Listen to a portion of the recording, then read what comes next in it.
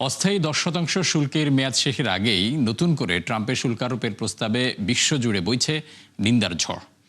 এমন প্রস্তাবকে অযৌক্তিক ও অসামঞ্জস্যপূর্ণ বলছেন বিশ্ব নেতারা। দাবি করেন যুক্তরাষ্ট্রের এমন একতরফা সিদ্ধান্ত বাণিজ্য নীতির পরিপন্থী।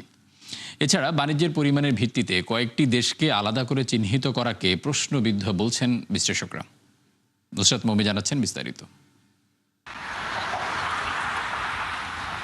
জোরপূর্বক শ্রমে উৎপাদিত পণ্য আমদানিতে নিষেধাজ্ঞা সহ কার্যকর ভূমিকা রাখতে ব্যর্থ হয়েছে বিভিন্ন দেশ।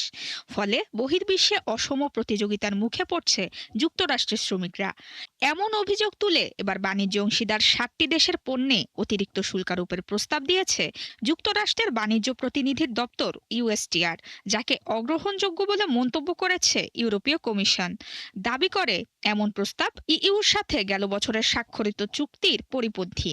এরই মধ্যে ট্রাম্প প্রশাসনের সাথে যোগাযোগ রেখে পদক্ষেপ নেয়ার কথা জানায় যুক্তরাজ্য। 1974 সালের বাণিজ্য আইনের 301 ধারার অধীনে করা তদন্তের ভিত্তিতে বাংলাদেশ, কম্বোডিয়া ও মালয়েশিয়া সহ 15টি দেশের পণ্যে 10% অতিরিক্ত শুল্ক আরোপের প্রস্তাব করা হয়। এছাড়া চীন, ভারত সহ 45টি দেশের উপর আরোপ করা হবে 12.5% শুল্ক। তবে ইউএসএমসিএ চুক্তির অধীনে থাকায় কানাডা ও মেক্সিকোর উপর এই শুল্ক প্রযোজ্য হবে না। এদিকে যুক্তরাষ্ট্রের একতরফা শুল্কের বিরোধিতা করে জবরদস্তিমূলক শ্রম না থাকার কথা বলছে চীন। তবে জিনজিয়াংয়ের মুসলিম জাতিগত সংখ্যালঘুদের জোরপূর্বক কাজ করাচ্ছে বেইজিং, এমন অভিযোগ করে বেশ কয়েকটি আন্তর্জাতিক মানবাধিকার সংস্থা। এরই মধ্যে নতুন শুল্ক নিয়ে ওয়াশিংটনের সাথে আলোচনার কথা জানায় ভারত। তবে প্রস্তাবিত শুল্কের আইনি ভিত্তিকে চ্যালেঞ্জ করার কথা বলছেন অনেক ভারতীয় বিশ্লেষক।